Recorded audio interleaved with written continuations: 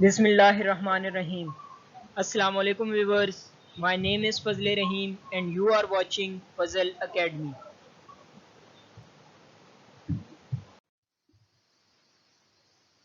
हमारा आज का टॉपिक है solid state. Typical properties of solid. Number 1, melting and freezing. The temperature at which a solid turns into a liquid is called melting point. यानी solid liquid में convert होगा जिस temperature पे उसे melting point कहेंगे. The temperature at which a liquid changes into the solid is called freezing point. और वो point जिस पे liquid change हो जाएगा solid में उसे हम freezing point कहते हैं. Note: The melting and freezing of a substance occur at the same temperature. यानी किसी भी material या substance का melting और freezing point same होता है. अगर हम water की example लें तो वाटर 0 डिग्री सेंटीग्रेड पे फ्रीज हो जाता है, तो उसका फ्रीजिंग पॉइंट क्या होगा? 0 डिग्री सेंटीग्रेड के वो लिक्विड से सॉलिड में कन्वर्ट हो रहा है. और इसी तरह अगर हम आइस लें तो आइस भी 0 डिग्री सेंटीग्रेड पे मेल्ट हो जाती है, तो आइस का मेल्टिंग पॉइंट क्या होगा? वो भी 0 डिग्री सेंटीग्रेड. तो 0 डिग्री सेंटीग्रेड पे जो है वो लिक्विड सॉलिड में कन्वर्ट हो रहा है, या सॉरी वाटर जो है वो आइस में कन्वर्ट हो रहा है, और आइस जो है वो लिक्विड वाटर में कन्वर्ट हो रही है. तो ये जो मेल्टिंग और फ्रीजिंग पॉइंट होते हैं ये सेम टेम्परेचर होता है किसी भी एक सब्सटेंस के लिए. At this temperature the liquid and solid substances are in equilibrium with each other. ये दोनों सब्सटेंसेस जो होंगे वो इक्विलिब्रियम में आ जाएंगे, यानी लिक्विड सॉलिड में कन्वर्ट हो रहा होगा और सॉलिड लिक्विड में कन्वर्ट हो रहा होगा. The melting of a solid depends on the strength of attractive forces that hold particles together in the fixed position. अब जो किसी भी सॉलिड की मेल्टिंग पॉइंट डिपेंड करता है उसमें मौजूद अट्रैक्टिव फोर्सेस पे, कि जितनी स्ट्रॉन्ग होंगी अट्रैक्टिव फोर्सेस उतना ही जो है ज्यादा टेम्परेचर चाहिए होगा उस सॉलिड को मेल्ट करने के लिए, और जितनी फोर्सेस वीक होंगी उतना ही कम टेम्परेचर चाहिए होगा उसे मेल्ट करने में. तो मेल्टिंग टेम्परेचर जो है वो डिपेंड करता है स्ट्रेंथ ऑफ अट्रैक्टिव फोर्सेस जो उनके पार्टिकल्स के दरमियान होती हैं. सब्लिमेशन. सेकंड प्रॉपर्टी जो हम पढ़ रहे हैं वो है sublimation. Some solid on heating change into vapours without passing through the liquid state. अब कुछ सॉलिड ऐसे होते हैं जिनको जब हीट किया जाता है तो वो सॉलिड से लिक्विड में कन्वर्ट नहीं होते, बल्कि सॉलिड से डायरेक्ट वेपर में कन्वर्ट हो जाते हैं. तो इस प्रोसेस को हम कहते हैं सब्लिमेशन. सब्लिमेशन में कोई भी सॉलिड डायरेक्टली जो है वो गैस में या वेपर में कन्वर्ट हो जाता है. Substances like iodine, benzoic acid, ammonium chloride for example etcetera sublime. तो ये जो सब्सटेंसेस दिए हुए हैं iodine, benzoic acid, ammonium chloride, ये सब्लाइम है. सब्लाइम वो सब्सटेंसेस जो सब्लिमेशन का फिनोमेना शो करते हैं, यानी जो डायरेक्ट सॉलिड से वेपर में कन्वर्ट हो जाती हैं. तो एग्जांपल याद रखिएगा. Preservation of meat. यहां पे हम प्रिजर्वेशन ऑफ मीट एक साइड बॉक्स देख लेते हैं. नंबर 1, अब जो हम मीट को प्रिजर्व कर रहे हैं उसका पूरा प्रोसेस बताया हुआ और किस तरह ये हमें हेल्प करता है वो भी बताया गया है. Salt is applied on meat. It draw out considerable amount of water from the meat. अब मीट को प्रिजर्व करने के लिए सबसे पहले उस पर सॉल्ट लगाया जाता है. सॉल्ट से ये होता है कि जितना भी वाटर होता है मीट में वो सारा जो है वो सॉल्ट जो है वो उसको एक्सट्रैक्ट कर लेता है या निकाल देता है. After this meat is frozen and placed in a chamber attached to a vacuum pump. इसके बाद जो है मीट को फ्रीज कर दिया जाता है और एक चैम्बर में रखा जाता है जिसके साथ वैक्यूम पंप अटैच होता है. By lowering the pressure below the vapor pressure of ice, the ice crystals sublimate and meat is dried without loss of its flavor. अब वैक्यूम पंप क्या करता है कि वो यूज किया जाता है प्रेशर को कम करने के लिए. अब वो इतना प्रेशर कम कर देता है कि वो आइस के वेपर प्रेशर से भी प्रेशर कम हो जाता है. जब वेपर प्रेशर आइस के वेपर प्रेशर से कम हो जाएगा तो आइस के जो क्रिस्टल होंगे वो लिक्विड में कन्वर्ट होने की बजाय डायरेक्ट वेपर बन जाएंगी, यानी सॉलिड से डायरेक्ट वेपर में सब्लिमेशन का प्रोसेस हो जाएगा. अब जो फ्रोजन मीट था उसमें जितना भी आइस होगा वो वेपर में कन्वर्ट हो गए मीट से निकल जाएगा और हमारे पास मीट जो है एज इट इज रह जाएगा, उसके फ्लेवर पे भी कोई असर नहीं होगा।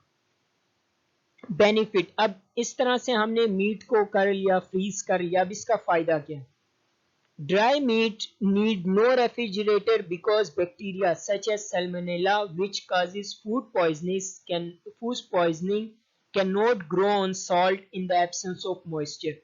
जब मीट ड्राई हो जाएगा तो अब इसको रेफ्रिजरेटर यानी फ्रिज में रखने की जरूरत नहीं है, क्योंकि जो बैक्टीरिया है साल्मोनेला जो कि फूड पॉइजनिंग काज करता है वो ग्रो ही नहीं कर सकता in the absence of moisture, क्योंकि वहां पे हमने सारा पानी निकाल दिया है, आइस निकाल दी है, अब वहां पे कोई मॉइस्चर नहीं है, सॉल्ट है सिर्फ। तो साल्मोनेला जो है ऐसे इन्वायरमेंट में ग्रो नहीं कर पाता और जो हमारा मीट होगा वो खराब नहीं होगा। अगर हम उसे फ्रिज में नहीं रखते फिर भी वो खराब नहीं होगा। Freeze dry food are light weighted, अच्छा जो फ्रीज ड्राइड होते हैं फूड वो लाइट वेट, उनका वजन भी कम हो जाता है। It is conveniently reconstituted by adding water, और दोबारा ये अपनी असली हालत में आ जाते हैं जब भी हम इसमें वाटर ऐड करते हैं। तो ये सब्लिमेशन का प्रोसेस और प्रिजर्वेशन में कैसे यूज हो रहा है और इसका फायदा क्या है वो है। Thus curing with the salt help preserve meat, तो हम अगर सॉल्ट से ट्रीट करेंगे मीट वगैरह को तो ये मीट को प्रिजर्व कर देते हैं। टाइप्स ऑफ सॉलिड, इसके बाद टाइप्स ऑफ सॉलिड देख लेते हैं। Solids are classified into two major groups based on their arrangement of particle in it. अब सॉलिड में जो है उसके पार्टिकल किस तरह अरेंज है इस बेसिस पे टू मेजर ग्रुप्स हैं। Number one is crystalline solid. A crystalline solid is a solid that is composed of orderly repeating three-dimensional arrangement of particle. Crystalline solid जो होता है वो एक ऑर्डर होता है, उसमें एक खास तरतीब से जो है पार्टिकल अरेंज हुए होते हैं और वही ऑर्डर पूरे जो सॉलिड में है रिपीट हो रहा होता है, यानी एक थ्री डायमेंशनल स्ट्रक्चर और वो बार बार रिपीट हो रहा होता है एक ऑर्डर स्ट्रक्चर, तो उसे हम क्रिस्टलाइन सॉलिड कहते हैं। This means a crystalline solid has well-defined shape and sharp melting point. तो जो crystalline solid होते हैं उनकी well-defined यानी एक खास shape होती है और sharp melting point होते हैं यानी एक fixed melting point जिस पे वो अचानक से melt हो जाते हैं। For example, NaCl. NaCl crystalline solid की example है। Amorphous solid, second type है amorphous solid. An amorphous solid is one that lack order arrangement of its particle. इसमें पार्टिकल जो है वो ऑर्डरली अरेंज नहीं हुए होते। This mean it does not have a well defined shape, उसकी कोई well defined shape नहीं होती। Does not have sharp melting point, कोई sharp melting point नहीं होता, बल्कि जब हम उसे मेल्ट करते हैं तो वो पहले सॉफ्ट होता है और उसके बाद आहिस्ता आहिस्ता करके मेल्ट होना शुरू होता है।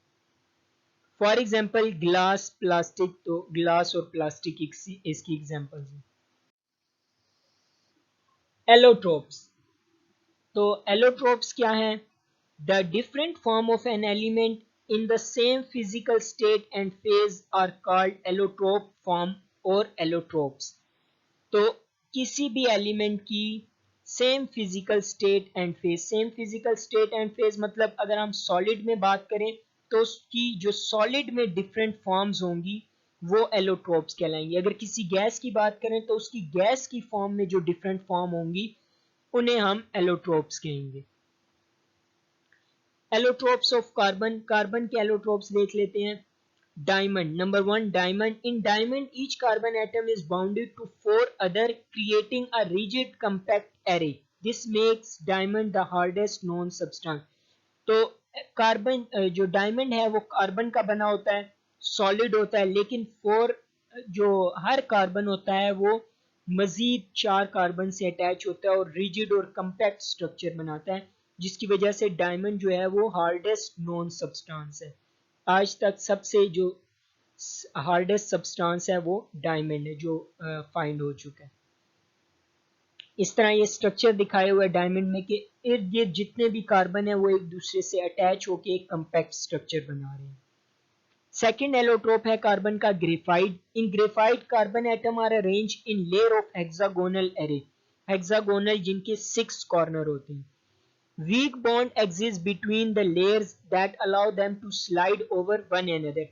अब जो लेयर्स होती हैं उनके दरमियान बॉन्डिंग जो होती है वो थोड़ी बहुत वीक होती है। दिस मेक ग्रेफाइट सॉफ्ट, इसकी वजह से ग्रेफाइट जो है वो डायमंड की निस्बत सॉफ्ट होता है। अब दोनों को देखा जाए तो कार्बन से बने हुए हैं, लेकिन एक जो है वो काफी हार्ड है, टफ है, जबकि दूसरा उसकी निस्बत सॉफ्ट है। तो ये एक आपके पास ग्रेफाइट दिखाया गया, इसमें लेयर्स बनी हुई हैं और ये लेयर्स आपस में फिर वीक अटैच होती हैं एक दूसरे के साथ, इसलिए ग्रेफाइट जो है वो थोड़ा सॉफ्ट होता है। थर्ड है बकी balls. In bucky balls 60 carbon atom form a hollow sphere. Bucky balls जो हैं वो 60 कार्बन एटम मिलके एक गोल स्फीयर सा बना देते हैं। तो ये भी चूंकि अंदर से होलो होता है तो बाकियों की निस्बत ये डिफरेंट है। तो ये थर्ड एलोट्रोपिक फॉर्म है। स्ट्रक्चर देख लेते हैं आपके पास। ये बकी बॉल का स्ट्रक्चर है कि इसके दरमियान में काफी सारी खाली स्पेसेस या होलो स्फीयर्स फॉर्म इसने अटेन किया होता है। इसके बाद देख लेते हैं एलोट्रोप्स ऑफ फास्फोरस। फास्फोरस के allotropes, number 1 is white phosphorus. It consists of tetraatomic molecule P4 that are not bounded to each other. White phosphorus में एक tetraatomic molecule होता है P4, लेकिन वो एक दूसरे के साथ अटैच नहीं हुए होते, जैसे ये दिखाया हुआ है। Red phosphorus, it consists of tetraatomic molecule P4 that are bounded to one another in a long chain. अब ये भी सेम टेट्राटॉमिक मॉलिक्यूल है, लेकिन यहाँ पे जो मॉलिक्यूल है वो एक दूसरे के साथ बाइंड होकर लॉन्ग चेन बनाते हैं, जैसा कि ये दिखाया हुआ है रेड। ये आपस में काफी सारे अटैच होकर लॉन्ग चेन्स बनाते रहते हैं। थर्ड हमारे पास है एलोट्रोप्स ऑफ सल्फर। सल्फर के जो है रोम्बिक एंड मोनोक्लिनिक, सल्फर के असल में काफी सारे जो हैं वो एलोट्रोप्स हैं। यहाँ हमने रोम्बिक और मोनोक्लिनिक की बात की। ये क्रिस्टलाइन एलोट्रोप्स हैं, यानी इनकी फिक्स शेप होती है। और दूसरा हमारे पास जो ये स्ट्रक्चर भी दिखा दिया, एक खास शेप होती है इनकी। और दूसरा है plastic sulphur is the amorphous form. ये अमॉर्फस फॉर्म होती है, यानी इसकी कोई खास शेप नहीं होती, जैसे स्ट्रक्चर में दिखाए हुए। तो टेढ़ा मेढ़ा सा स्ट्रक्चर होता है और चेंज होता रहता है। तो ये हो गया allotropes of sulphur. Comparison of physical states of matter. तो ये हमारा पूरा चैप्टर था जिसमें हमने 3 फिजिकल स्टेट पढ़ी थी मैटर की, सॉलिड, लिक्विड और गैस, और उनकी प्रॉपर्टीज को पढ़ा था। तो एट द एंड जो है हम समरी जो है उसकी देख लेते हैं, सिर्फ उनकी प्रॉपर्टीज का कंपैरिजन एक शॉर्ट सा। जो सॉलिड, लिक्विड और गैस, अगर पहले देखा जाए तो solid has definite shape and volume. तो सॉलिड्स का जो है खास शेप होती है और खास वॉल्यूम होता है।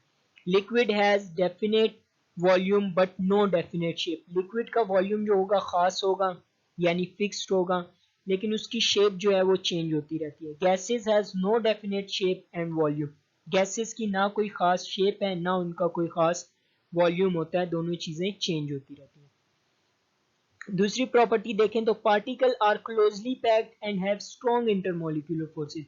तो सॉलिड के पार्टिकल स्ट्रॉन्गली पैक होते हैं और स्ट्रॉन्ग मॉलिक्यूलर फोर्सेस होती हैं। लिक्विड के पार्टिकल जो हैं वो ज्यादा क्लोजली पैक नहीं होते और उनकी इंटरमोलिक्यूलर फोर्सेस भी जो हैं वो स्ट्रॉन्ग होती हैं, लेकिन सॉलिड की निस्बत वीक होती हैं, जबकि गैसेस की निस्बत स्ट्रॉन्ग होती है। जबकि गैसेस की बात की जाए तो उनमें कोई क्लोज पैकेजिंग नहीं होती और ना ही उनमें कोई इंटरमोलिक्यूलर फोर्सेस होती हैं। थर्ड प्रॉपर्टी की बात की जाए, particle can not move freely but only vibrate about fix position. तो सॉलिड में जो है वो पार्टिकल फ्रीली मूव नहीं करते, सिर्फ एक खास पोजीशन या अपनी जगह वाइब्रेट करते रहते हैं। Liquid particle can move and only slide past on one another. तो लिक्विड के पार्टिकल जो हैं वो मूव कर सकते हैं और एक दूसरे पे स्लाइड करते हैं। इस तरह अगर गैसेस की बात की जाए तो particle move freely and randomly in all direction. तो पार्टिकल जो है फ्रीली मूव कर रहे होते हैं, हर डायरेक्शन में मूव कर रहे होते हैं। तो ये था एक शॉर्ट सा कंपैरिजन सॉलिड, लिक्विड और गैस की प्रॉपर्टीज का। Thanks for watching. Please like, subscribe and don't forget to press the bell icon for more informative and video lectures. Stay tuned. Allah Hafiz.